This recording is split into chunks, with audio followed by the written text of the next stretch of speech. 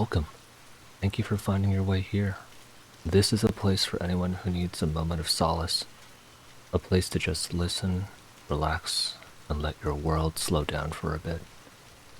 Settle in with me as we continue our journey through Pale Light's Book 1, Lost Things, by ErraticErrata. Chapter 3.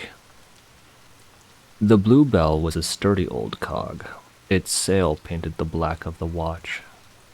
Tristan was the first to arrive, which went against him. The sailors on watch were asleep at their posts, napping on crates yet to be loaded, and they'd not been pleased to be woken up. Even less pleased had been their officer, one armed crone named Salipa, who'd had to be fetched from her bed since she was the one with the roster.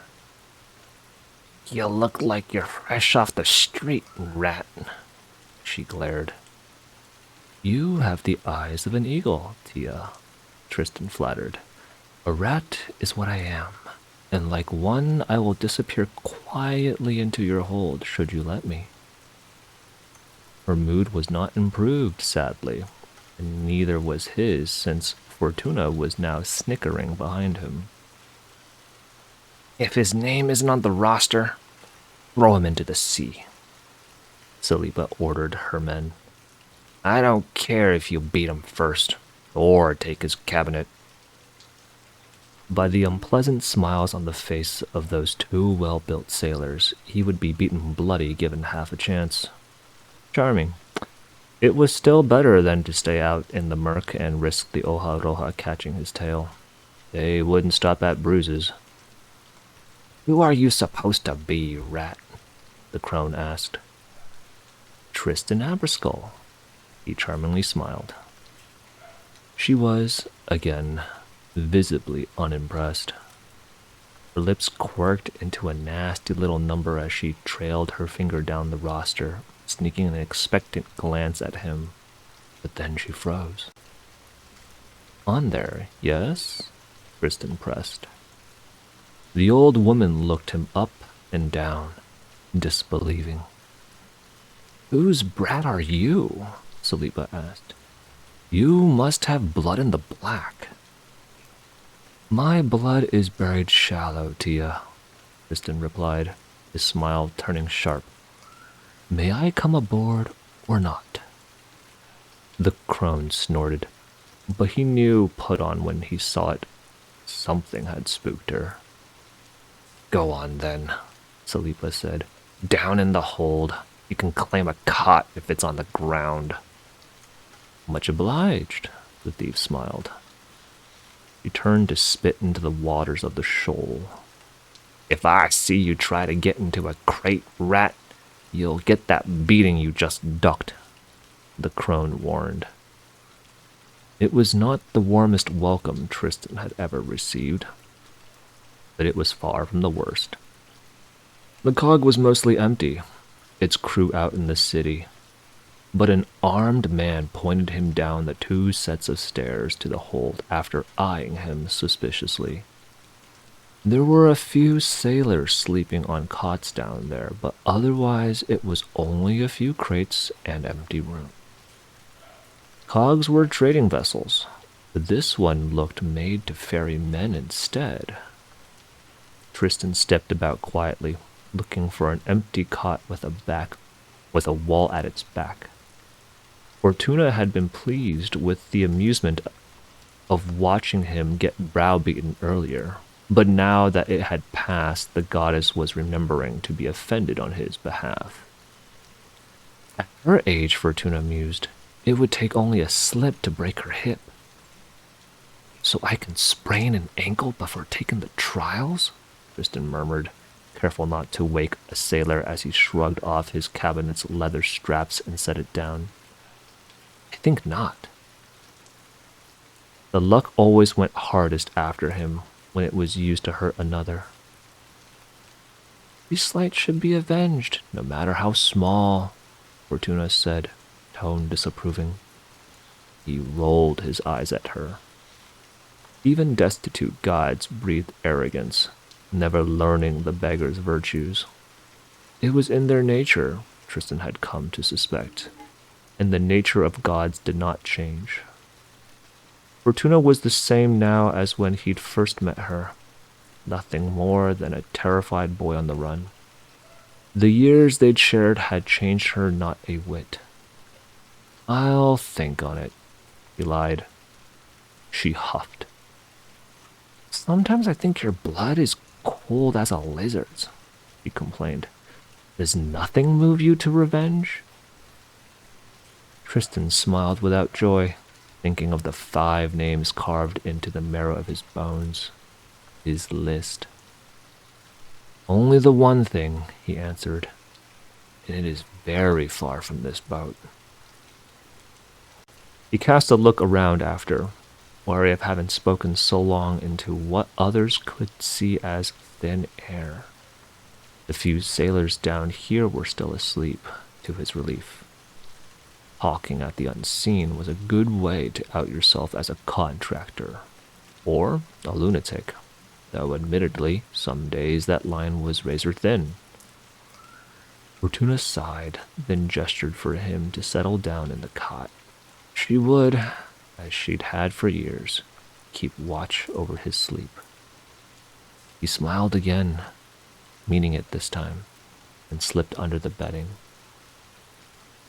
Back to the wall, and a goddess watching over him, the thief fell straight into slumber. Tristan woke to the sound of a man coughing. "Company," Fortuna whispered into his ear. It could not have been more than a few hours since he fell asleep. It was still early in the morning. Yet the light of a lantern, the cold glow, a sure sign the oil was mixed with palestone powder to lend an echo of the glare's pale light, was licking at the sides of the hold, held up by a bearded sailor ushering in a ragged band. The one who'd cough was the first to limp into sight, a toothless old man still clutching his mouth. He was jostled aside by a scowling mass of a man whose leather vest left the arms exposed, revealing intricate patterns of ink. "Men Hermano," Tristan recognized, eyeing the tattoos. This one had been a leg breaker. "Careful," the sailor warned the big man in a low voice. "Any fighting on the Bluebell will get you shot and thrown overboard. No warnings, no second chances." The leg breaker's scowl deepened and he glared at the sailor. "Keep walking, Black Cloak," he said. The sailor snorted, reaching for the pistol at his side. "You're one of the paid seats, not the recommended. Mouth off to me again, and I'll put a shot between your eyes." The big man's face contorted in anger, laying bare his broken nose and the flat, atzlant look on his face, but with a snarl, he turned away and stalked off. "Thought so," the sailor muttered, and turned a cool gaze on the rest. "The same rules apply to you lot. Don't make me say it again." None of those remaining seemed inclined to challenge him. A pair, that must be a couple, given how closely they held each other, shied away from the sailor's gaze as if afraid of being hit, while a girl around Tristan's age looked like she might start crying. It made the two who seemed unconcerned with argument stand out all the more. A bespectacled old woman, looking half asleep and past paying attention to much of anything. Then to her left, a Tianchi of middle age, who looked unimpressed. Tristan studied the cast of the man's shoulders and the way he stood ramrod straight, lips thinning. Soldier. "Go on, then," the sailor grunted. "Find somewhere to sleep. The rest will arrive in a few hours." They shuffled in tiredly, revealing the last 3 who'd stood behind. A blond youth with the city's look about him, looking at his surroundings with polite curiosity, and a pair of short Tianxi twins in their 40s. Women both, their dark hair kept in low ponytails with the side of their heads shaved. The cut would have outed them as Hmong girls, even if their smiles had not revealed blue-tinted teeth. It was a custom of Hmong Shaofan members to chew strands of dew root, a sweet-smelling herb said to soothe pains and sharpen wits, at the price of dyeing teeth, sometimes even tongues, blue. As the newcomers settled across the hold, some of them waking disgruntled sailors, one of the twins caught him looking and shot back a quick once-over that led into a snort.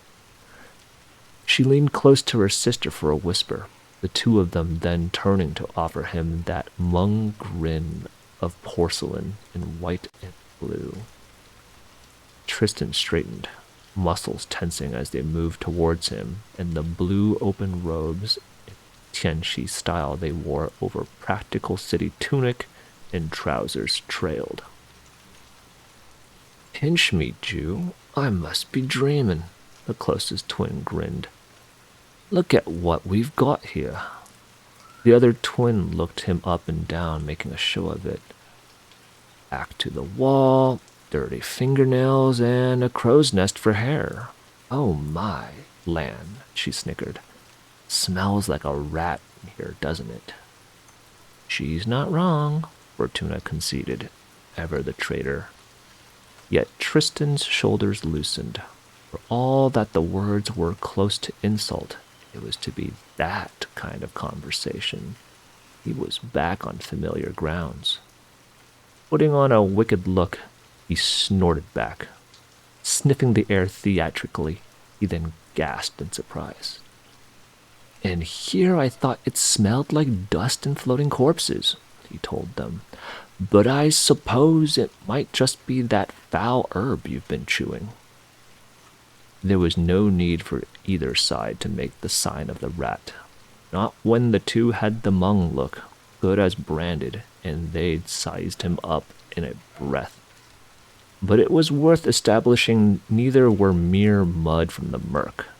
They were proper gutter, from the wrong side of men's laws.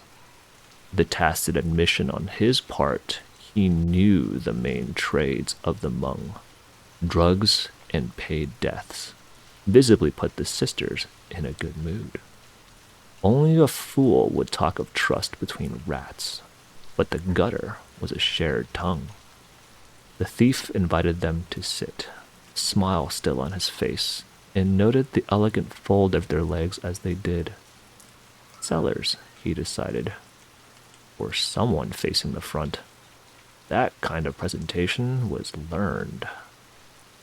"Tristan," he introduced himself. "You have our names," Ju said. Not likely the real ones, but he was hardly offended.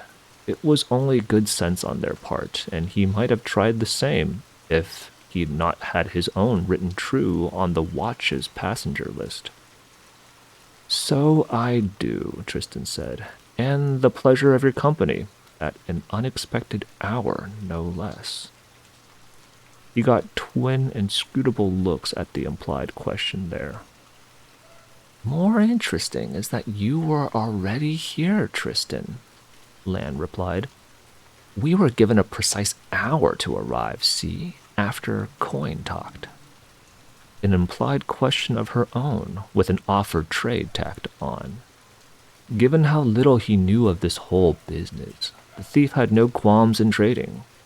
It could only be to his advantage. As was only proper between rats, he paid up front. "The teacher had my name placed on the list," he told them.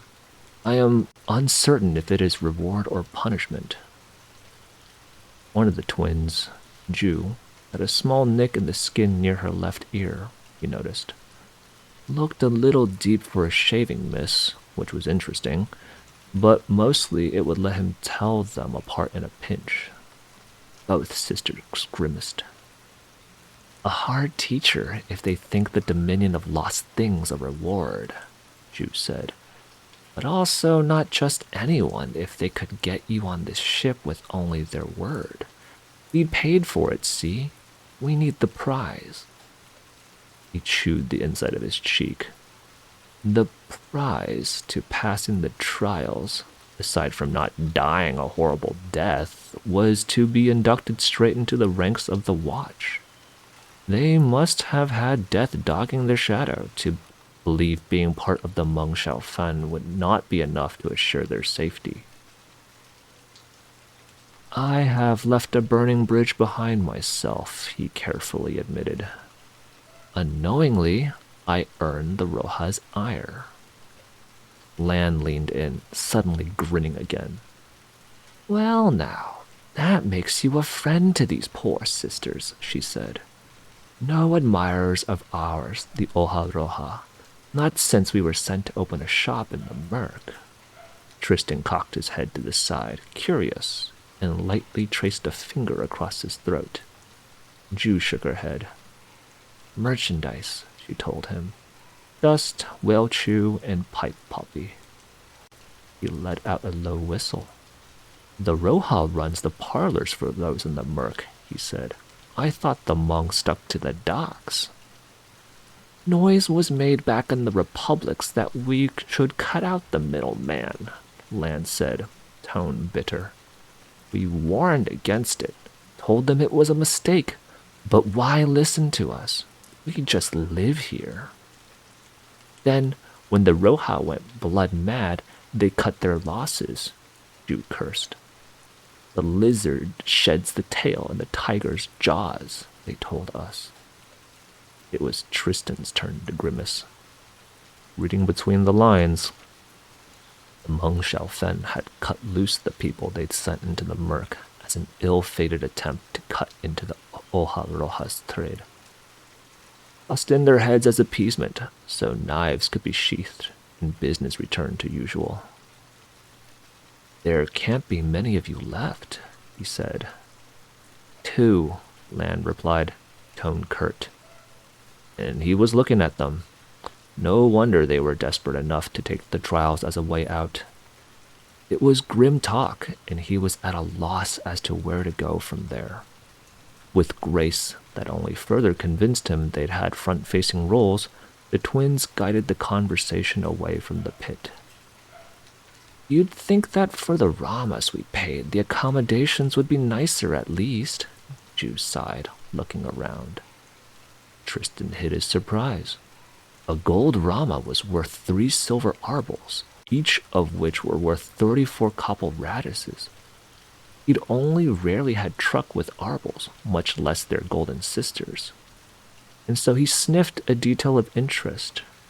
For though he could believe sisters that'd been in the Hmong could scrape together Ramas, the twins were not the only one who'd come tonight.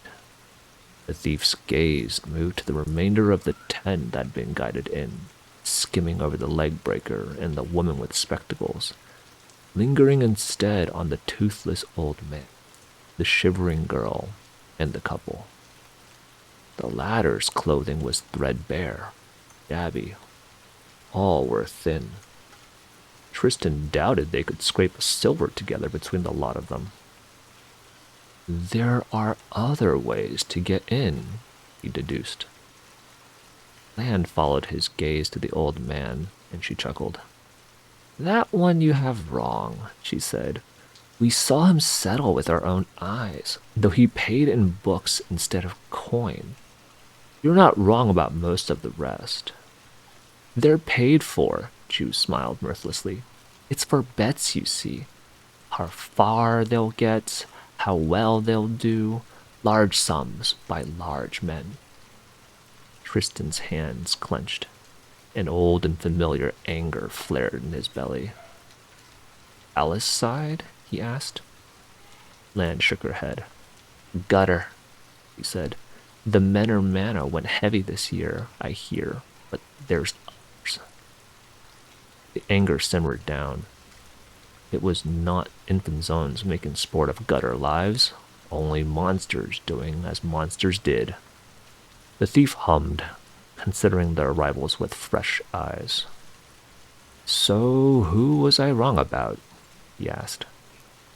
Ju cocked a plucked eyebrow. Burned a bridge, you said? She invited. Fair, Tristan thought. He'd gotten more from them than the other way around. Robbed someone out of a contract for the Orellana brothers, he said. It ended in a corpse. He saw the shift in the way they sat, the rise in wariness, but also the birth of a degree of respect. He'd been a resource before. Now, he was a potential asset.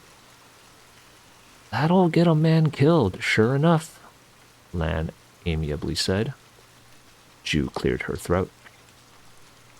The pretty blonde, he's the other one that paid his way aboard, she said. His name's Brunn. Took a moment for Tristan's eye to find the youth in question, as he was tucked away between crates. Back to the wall, an angle on most of the room that let him look in without being seen in return. Not exactly shopkeepers' habits, these. Brunn caught his look, offering a smile in reply. The thief looked away first. That one's dangerous, Fortuna murmured, leaning against the wall. And he's got someone with him. They're loud. Tristan stiffened. Someone, to the Lady of Long Odds, would mean someone like her. Another god. He'd known there would be others with contract on the ship, but it was not a pleasant surprise. Someone to be careful of, the thief warned the twins. They traded a look. Then June nodded thanks for the warning. They did not ask why he would give such warning. Asking about someone's contract was the cat-killing sort of curiosity. They let in the desperate at night, Lan said, but the rest will be coming soon. The real contenders. The infant zones, Tristan evenly said. They have seats promised to them under old accords. Even a rat like him knew that, mostly because the infant zones themselves trumpeted it about. The yearly trials on the island were a way for young aristocrats to prove themselves skillful and daring, to jostle with each other for preeminence. The names of those who had gone and how far they'd made it were made public, spread around by criers at the Vermilion Festival every year. Rumor had it that making it as far as the third trial could get you bumped up in the line of succession. 15, Ju agreed. Mind you, noble asses won't even fill half of those. They bring guards and servants. He wrinkled his nose. Another pack to steer clear of. They aren't worth a worry, Lan dismissed. Nobles will play it safe, make it to the beginning of the third, and then take the way out. There were two of those. The trials on the Dominion of Lost Things were meant to forge recruits for the Watch, but your average Infanzon had no intention of renouncing titles and wealth to join the Black Cloaks. So instead, they took the paths of retreat to the Watch, had arranged on the island.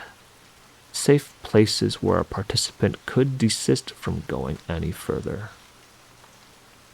It's the recommended candidates that'll be dangerous, Lan continued.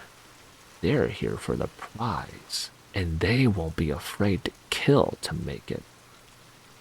Tristan thinly smiled, and the older woman looked somewhat abashed.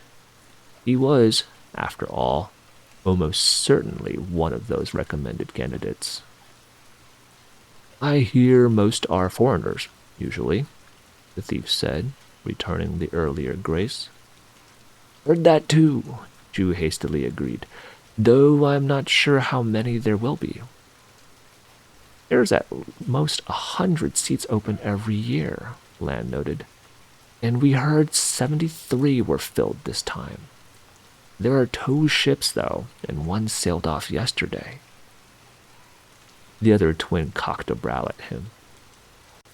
Did you get a look at the passenger list? Tristan shook his head.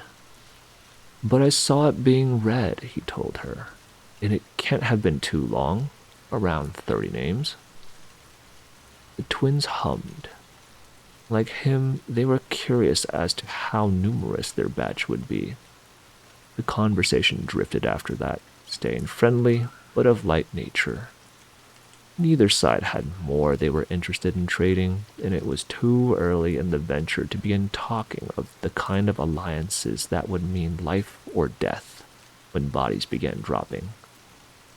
The twins took their leave before long, going around the hold to glad-hand the others.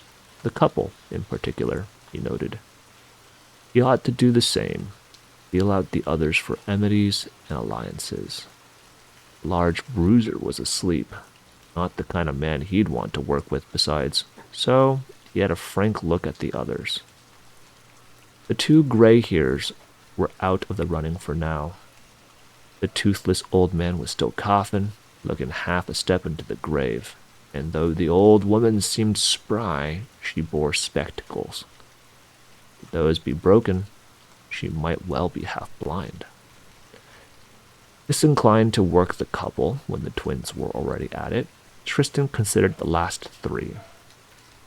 Run was to be avoided, Fortuna's warning heeded, which left the girl shivering in a corner, and the Tianchi with the soldiers bearing. The girl first, he decided. Her curly brown hair trembled with the rest of her when he sat down close, offering a smile that she visibly forced herself to return. She flinched when he rested his back against the wall. With that pointed chin and those wet eyes, she looked like a terrified bird. Tristan, he introduced himself. Marzella, she replied. The thief held little truck with sympathy, either given or received, since bearing his mother, but he knew how to feign the appearance of it well enough. Rough night? He gently asked. The girl had a full body shiver, swallowing loudly. I shouldn't be here, she burst out, unable to help herself. It's not even my debt, but they said... You were forced to come, Tristan said. Marzella nodded, eyes shining with tears. I haven't even seen either of my parents in years, but the moneylender said it didn't matter, she whispered. The law says it's my debt too. Did you try to flee? He asked, eyes studying her closely. Now that he was closer to the girl, he could tell there was something off. More than just fear.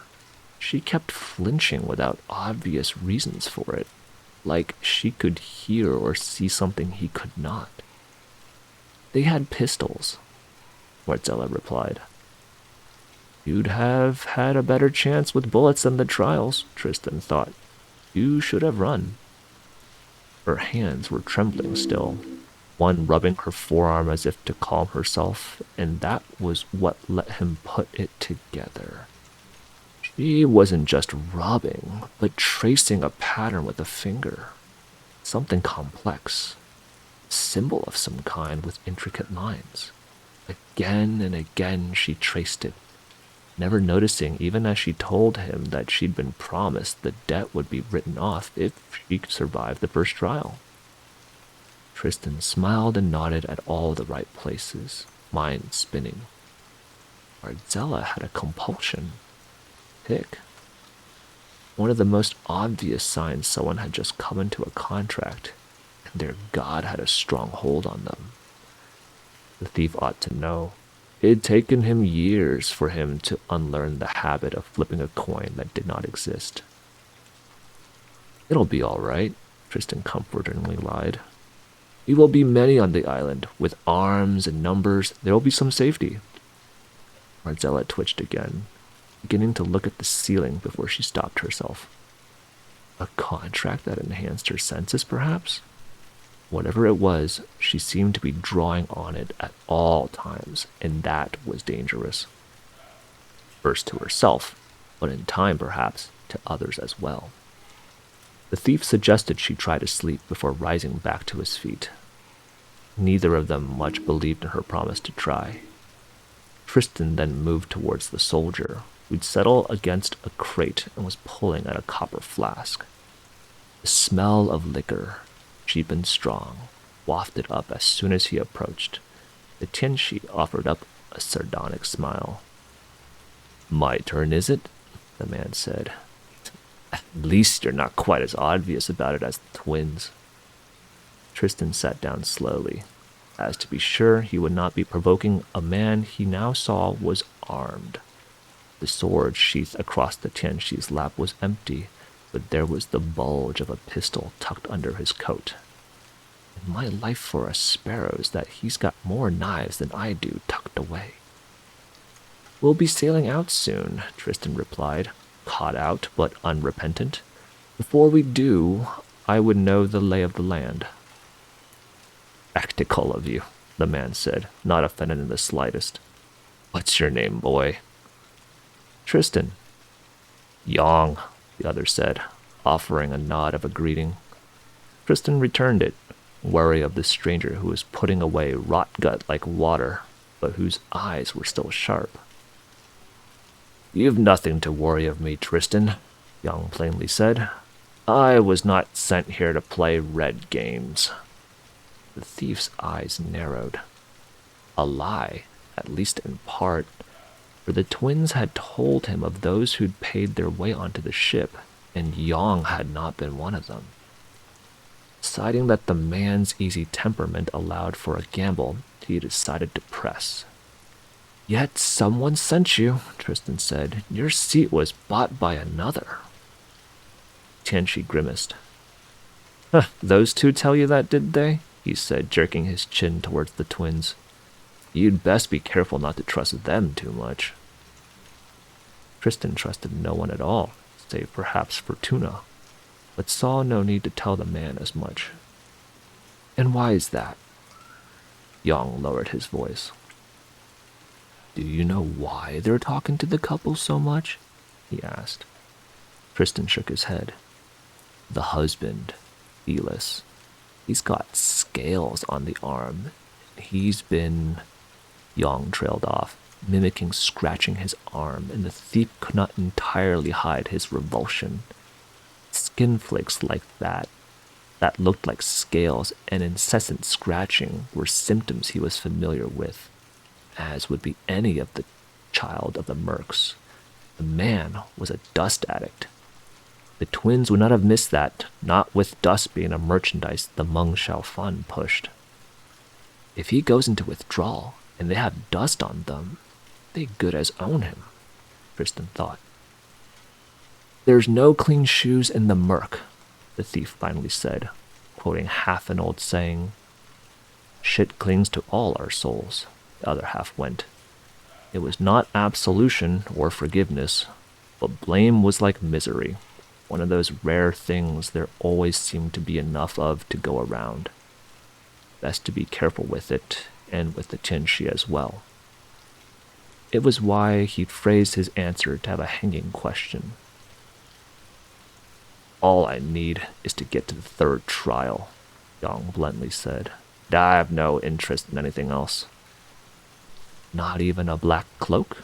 Tristan casually asked. Too casually, he realized, with a silent curse, as Yong's eyes narrowed. "Might put one on if it's offered," Anne said. "You?" Honesty or vagueness? Honesty, he finally decided.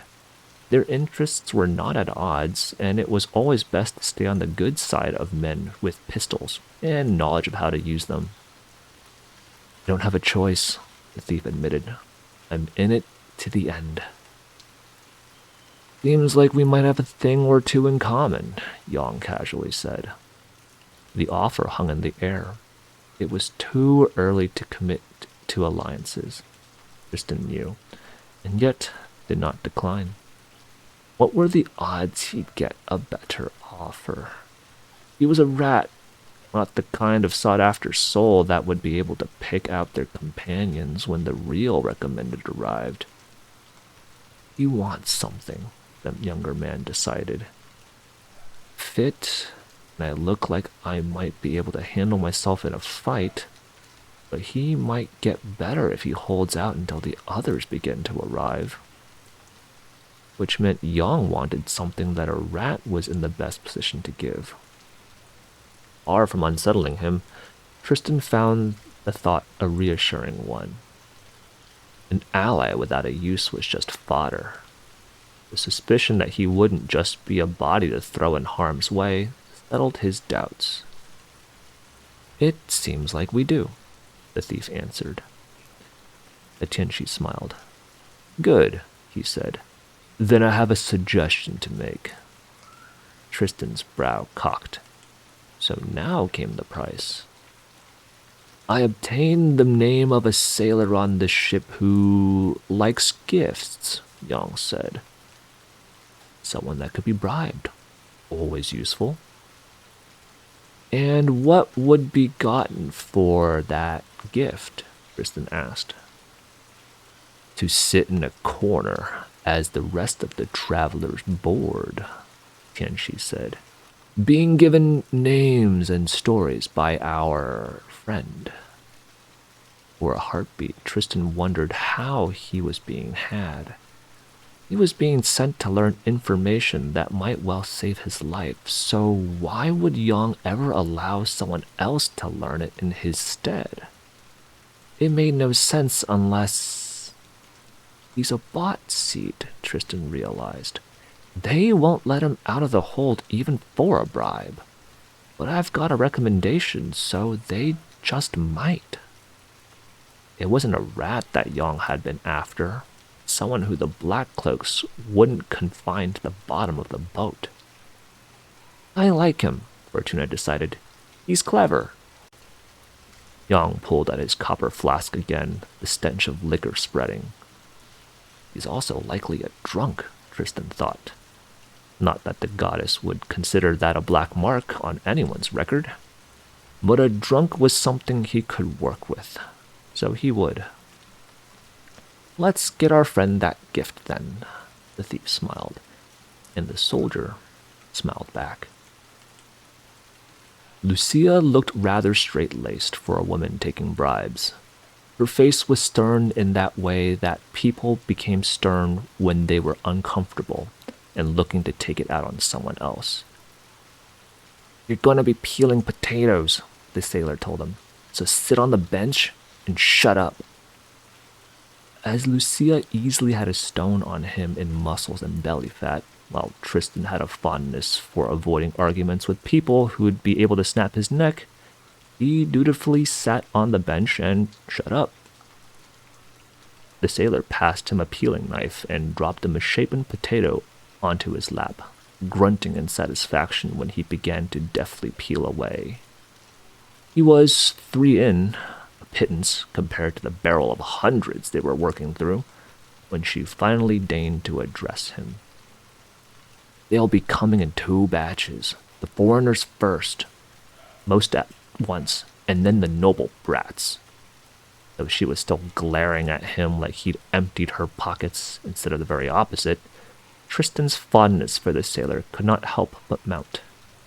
Anyone who held the Intenzons in such open contempt could not be entirely bad. He'd caught her wording, though, and a question made it to the tip of his tongue. There it lingered, long enough the woman noticed. Out with it, she grunted. You said foreigners, he said, not recommended. She nodded, looking approving for the first time since they'd met. Most years we only take in foreigners that get recommended, Lucia agreed. But this one's different. Some seats were handed out for companies to sell. Tristan's brow furrowed. Why? The better question, boy, the sailor replied, whittling away at the potato skin, is why you're on this ship, when last month one full of recommended from Sacramonte sailed straight for the rookery. brow furrowed even deeper.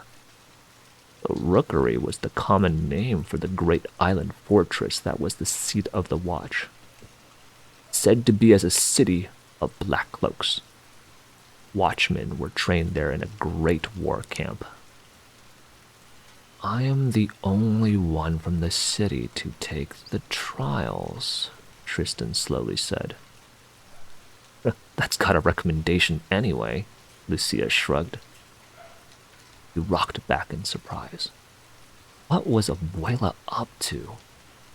The more he learned, the more obscure her motives became. His companion lost interest in the conversation, and with a curt gesture, told him to start peeling again. They stayed on the deck for an hour, working away until the others began to arrive. The bulk of the first wave arrived as a group, escorted by a pair of black cloaks. Tristan watched them carefully from his corner of the deck. Lucia, all that she seemed to enjoy none of this, delivered on her promises without qualms. See the Atzlans? Tristan nodded, eyes moving to the only two among the pack whose skin was the light brown common to those from the kingdom of Viscali. A woman in her 20s, and a boy that couldn't be older than Tristan himself, 18. The boy had pale eyes, but what drew attention to him was how eerily perfect he looked.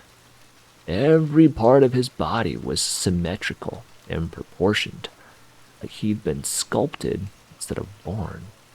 It made his skin crawl to look at. Don't know much about the girl. The boy's called Tupac Sequel, Lucia said. Recommended. He's some sort of prodigy trained by the Leopard Society. He's got a contract, too. Not a likely ally, then. Iskali's societies were bloodthirsty bastards, one and all, always waging their famous flower wars. The two Ramayans got recommended because they have family in the black, the sailor continued, pointing at a pair of youths.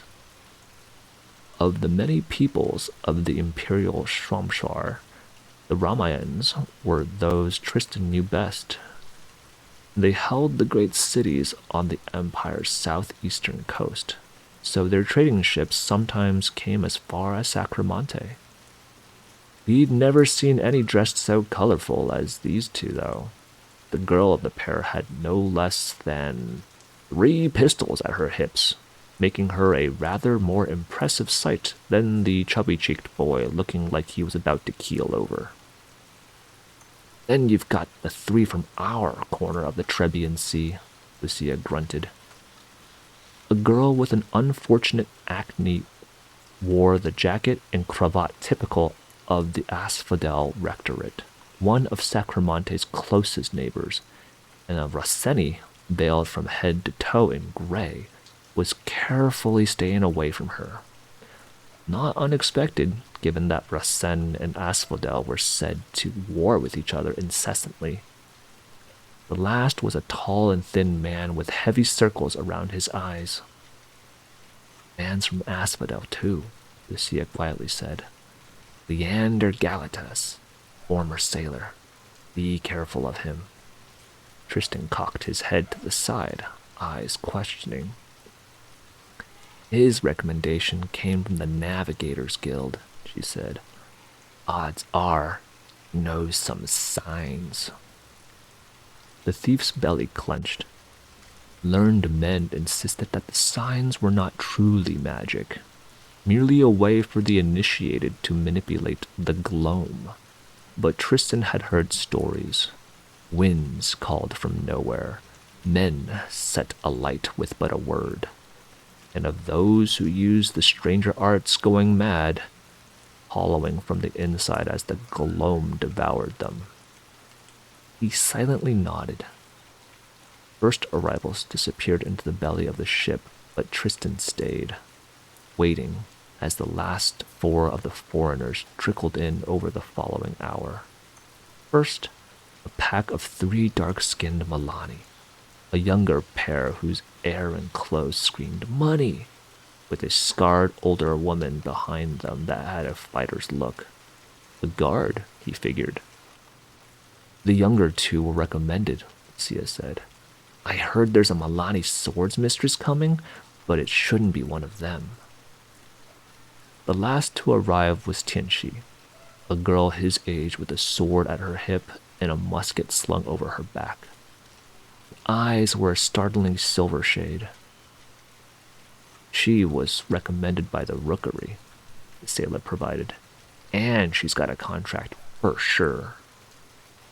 The stranger's eyes swept over the deck, neither hurried nor slow. For a moment, Tristan would have sworn they lingered above his head. Then she walked on, disappearing below deck. Lucia frowned. There's supposed to be one more, she said, but at this rate, the Inthanzons will be getting here first. Her prediction came true. But half an hour later, Sacramonte's noble sons and daughters arrived in a colorful procession. There must have been 100 people crowding the docks, some mounted, but most brought by carriages that servants in livery promptly began to unload. The two carriages at the front did not bear colors he recognized. The Lizur and Ruesta, Sia told him. Tristan hummed. He knew of the Ruesta, a family sworn to one of the great houses of Sacramonte, though he could not recall which one. Their wealth was famous. He'd never heard of the Villazur. The Ruesta girl's a bloody idiot, the sailor growled. Brought 3 people with her, and would you believe that 2 of them are maids? The Villazur? He asked. Better, Lucia conceded. Got some Milani huntsman, I hear. He was about to ask about the rest when the Villazur servants moved aside, revealing a sight that snatched away his breath. Painted on the sides of the last 2 carriages was a red tree on blue. Certain, Tristan hissed. Lucia slowly nodded. Brothers, she said, with a valet and... He didn't hear the rest of the sentence because blood was rushing to his ears. Helping down some noble waste from his carriage was a man that Tristan Aberskull would recognize even if his eyes were plucked out of his head. It'd been years, so the hair was longer and the beard touched with gray, but the burn scar near the ear looked the same. Tristan could still hear the casual drawl, smell gunpowder and blood, hear his father weep. Cosme a floor. So that was why Abuela had put him on this ship, sent him into these trials. She was giving him 2 of the Cerdan and the man whose name was at the bottom of his list. Tuna's hand on his shoulder brought him back to himself. Kid, Lucia said, sounding impatient. What's with you? Nothing, Tristan lied. Our bargain is done. My thanks. Sailor blinked in surprise. He slid the peeling knife into his half-done potato, fingers clenching, and dropped it back into the barrel. There's still one missing, she said. We'll be waiting for her until midday at least. This is enough. One won't make a difference. Fine, she grunted, but you best not come complaining later. He shook his head and briskly took his leave, wanting to be in the hold before the nobles arrived. Fortuna walked by his side, red dress trailing on the floor behind her, like a river of blood. Tristan forced his jaw to unclench. I was wrong, spoke under his breath as he reached the top of the stairs. What about? Fortuna lightly asked. There is only one thing that moves me to revenge, Tristan Abascal murmured. But it appears it is not far from this boat, after all. And with that, we're going to leave the journey there for now. I hope you found a moment of solace. Thank you for being here. Take care. Till next time.